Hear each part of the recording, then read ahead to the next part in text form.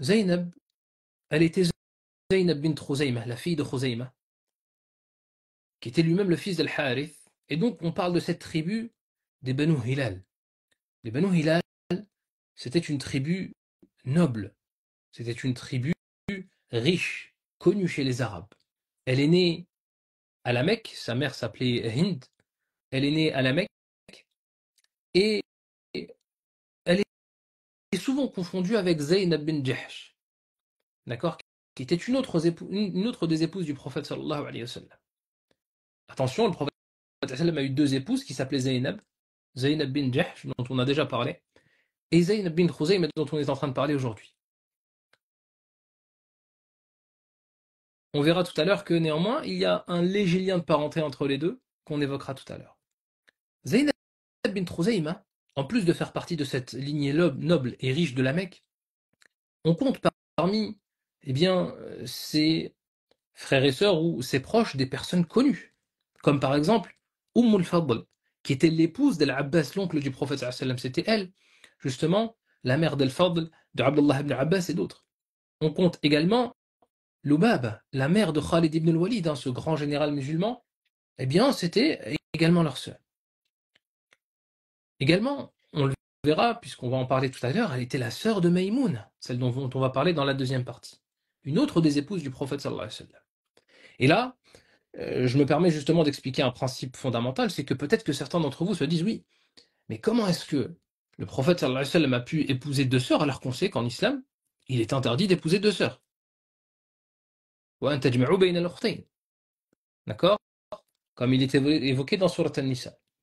Il est important de comprendre que ce principe, eh bien, il s'applique du vivant des sœurs. Mais si maintenant une des deux sœurs est amenée à décéder, eh bien, rien n'interdit l'homme de se marier à l'une de ses sœurs, mariable bien entendu.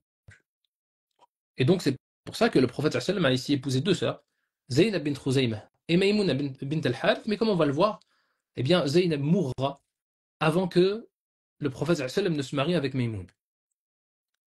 Elle est née, elle a grandi à la Mecque. Elle était une Mécoise de rang noble, comme on l'a dit. Elle n'a pas grandi dans le besoin, d'accord? Dans son jeune âge, dans son adolescence, elle s'est mariée dans l'époque de la Jahiliya. Elle a eu plusieurs époux, subhanallah. Et son dernier époux, avant le prophète sallallahu alayhi wa sallam, ce sera Abdullah ibn Jahsh, un compagnon du prophète sallallahu alayhi wa sallam. D'accord? Un compagnon du prophète sallallahu alayhi wa sallam. Concernant son islam, eh bien, on n'a pas de détails. Quand est-ce que justement, exactement, est-ce qu'elle se serait convertie et les circonstances de sa conversion. À savoir ici que euh, ça nous permet de comprendre un autre élément.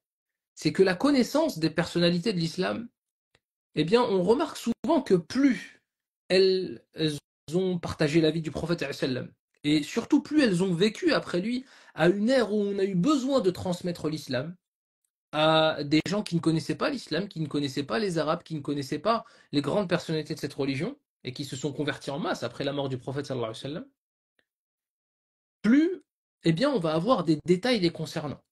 Par exemple, Aïcha, radiallahu anha, elle va vivre longtemps après le prophète sallallahu alayhi wa sallam. Elle a également partagé une grande partie de sa vie.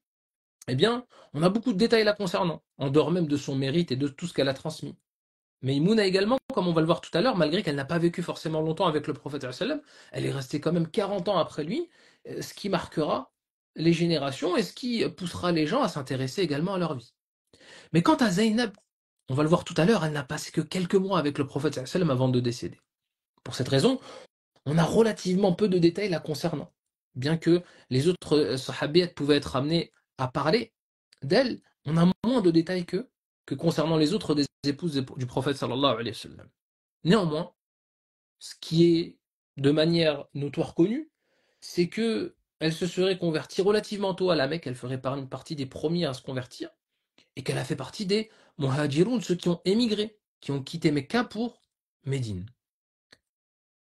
Comme on l'a dit, elle a été l'épouse d'un compagnon qui s'appelait Abdullah ibn Jahsh, un noble compagnon du prophète sallallahu alayhi wa sallam qui est mort lors de la bataille de Uhud, cette bataille de l'an 3 de l'Hégire, qui a vu mourir plus de 70 compagnons du prophète sallallahu alayhi wa sallam.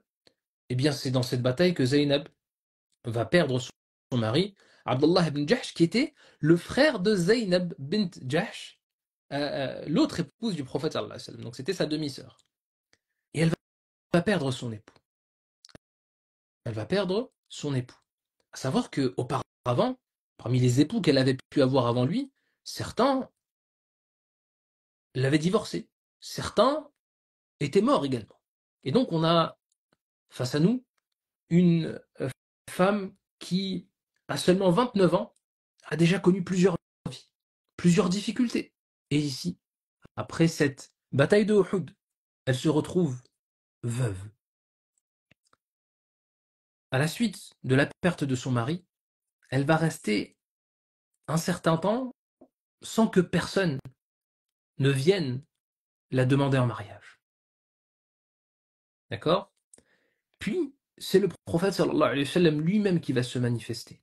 D'accord? Il va se manifester et afin de la consoler de la perte de son mari, mais également de la récompenser par rapport à sa piété, sa droiture, il la demandera en mariage sallallahu alayhi wa sallam. Mais ce qui est intéressant ici, c'est que subhanallah, on a plusieurs des épouses du prophète sallallahu alayhi wa sallam qui ont été présentées par certains hommes de leur famille. Par exemple, Hafsa, c'est son père Omar ibn Khattab qui est allé voir différents compagnons et le prophète sallallahu alayhi wa sallam pour la proposer en mariage.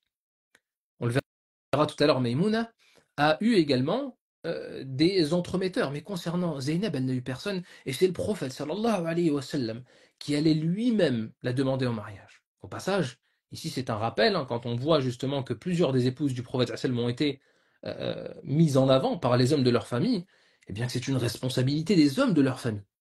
Et des hommes de toutes musulmanes de s'intéresser justement à cette affaire qui les concerne, à savoir eh bien, marier leur fille, leur sœur, parfois même leur mère.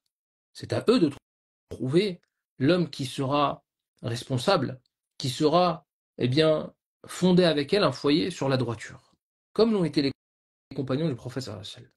Et comme on le voit très souvent et comme on a pu le voir dans cette série de live, eh bien, subhanallah, elles ont connu pour toutes, si ce n'est une, Aïcha radhiyallahu anha, des vies auparavant, des maris, elles ont été, pour certaines d'entre elles, veuves, répudiées ou autres.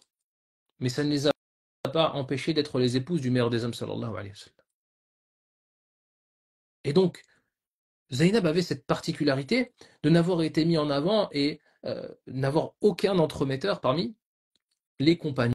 Et c'est le prophète sallallahu alayhi wa sallam lui-même qui est allé la demander en mariage, ce qui nous prouve eh bien, que, subhanallah, sa piété, sa droiture était connue.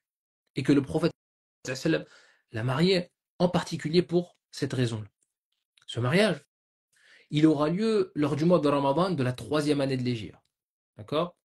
Certains ont dit un petit peu plus tard, d'accord, ce qui concorderait en réalité avec la mort de son époux lors de la bataille de Uhud. Il y a des divergences concernant la date de ce mariage. Un mariage qui a eu lieu, on dit après le mariage de Hafsa, hein, la fille de Omar, et elle devint à ce moment-là la 5e des épouses du prophète sallallahu alayhi wa sallam. Elle a alors 29 ans. Le prophète sallallahu alayhi wa sallam à ce moment-là en a 56. Pour ce mariage-là, le prophète sallallahu alayhi wa sallam, eh bien, il va lui donner sa dot. Comme il était de son habitude, sallallahu alayhi wa sallam, pour la grande majorité de ses épouses, il donna entre 400 et 500 dirhams d'argent. Hein, c'était la monnaie de l'époque. Et si on convertit en points en argent physique, en argent métal, cela correspond aujourd'hui environ à 1200 euros de dot.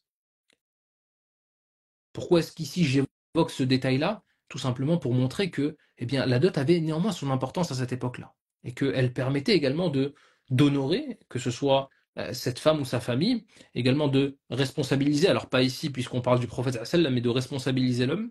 Il y a tout un tas de sagesse dans la dot. Le prophète sallam va organiser al-walima, donc ce repas de mariage, il va ordonner à ce qu'on sacrifie une chamelle pour ce dernier, et c'est ainsi que le messager d'Allah sallallahu alayhi wa sallam va se marier à Zaynab. Subhanallah, comme je vous l'ai dit, on a très peu de détails sur sa vie en tant qu'épouse du prophète sallallahu alayhi wa sallam. Elle ne va passer que 3 mois avec le messager d'Allah sallallahu alayhi wa sallam. Ce qu'on sait, c'est qu'elle était connue pour sa foi, pour son amour d'Allah tabaraka wa ta'ala. Elle avait une forme de détachement des préoccupations terrestres. D'accord? Elle était connue, en particulier pour une chose, c'était le fait d'être proche des pauvres. Elle était proche des pauvres. Et ça, subhanallah, on le retrouve chez différentes épouses du prophète sallallahu alayhi wa sallam, mais en particulier Zaynab. Au point où, subhanallah, elle a été surnommée al-Masakin, la mère des pauvres. Al-Masakin, la mère des pauvres. D'ailleurs, ce surnom-là, on le retrouve également chez Zaynab bint Jahsh, dont on a déjà parlé, une autre épouse du prophète sallallahu alayhi wa sallam. C'était donc une personne généreuse, un cœur proche des personnes démunies, des plus pauvres, et qui était connue pour sa piété. Et alors qu'on est au début de la 4e année de l'Hégire, eh bien, Zaynab va très rapidement mourir. On n'a pas le détail concernant cette mort. Il faut comprendre qu'à cette époque-là, les épidémies sont communes. À cette époque-là, on tombe rapidement malade et les soins ne sont pas les soins qu'on a aujourd'hui.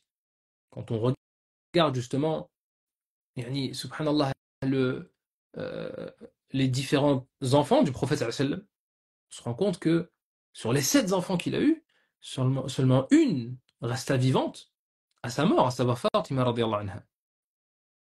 Imaginez-vous avoir 7 enfants et vous, lorsque vous êtes sur votre lit de mort, ne plus en avoir qu'un seul, c'est-à-dire vivre la mort de 6 enfants. Et le prophète sallallahu alayhi wa sallam ici, il va vivre la mort d'une de ses épouses après avoir vécu déjà la mort de Khadija radiyallahu anha et la mort de Ruqayya également.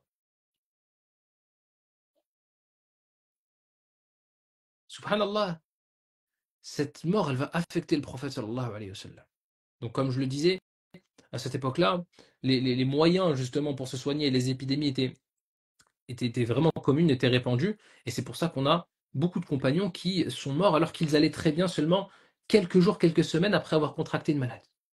Et c'est très certainement le cas ici de Zaynab, dont on n'a pas forcément de détails. Quand on cherche dans les kutub al-siyar comme Siyar A'lam al-Nubala et autres, on n'a pas de détails concernant cette mort-là.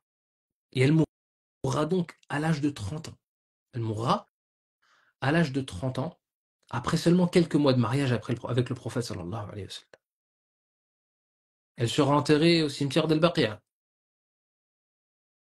Et elle succédera justement à Khadija radiyallahu anha et à Ruqayya, l'épouse du prophète sallam, dans justement cette difficulté que vivra le prophète sallam, à savoir voir la mort, subhanallah, d'une de ses épouses. Aujourd'hui, sa tombe est toujours au Baqiya. 7 des épouses du prophète sallam sont enterrées dans ce cimetière-là. Et néanmoins, le nom de Masakin, ce surnom-là, la mère des pauvres, lorsqu'il est évoqué par les historiens, lorsqu'il était évoqué par les compagnons du prophète sallam pour parler de ses épouses, eh bien, subhanallah, on se souvenait de Zaynab. Malgré qu'elle n'a pas vécu longtemps avec le messager d'Allah sallallahu alayhi wa sallam, malgré toutes les difficultés de sa vie, peut-être que ces dernières difficultés ont été la cause de cette générosité-là. Le fait de comprendre que, eh bien, la création, les créatures sont éphémères, que nos propres âmes sont éphémères. Elle voulut justement donner, afin de retrouver dans l'au-delà. Et on demande à Allah tabaraka wa ta'ala de l'agréer, de lui faire miséricorde, elle qui est une de nos mères, puisque toutes les épouses du prophète sallallahu alayhi wa sallam sont nos mères, et de nous permettre de la rejoindre ainsi que l'ensemble des compagnons dans les plus hauts degrés du paradis. Zaynab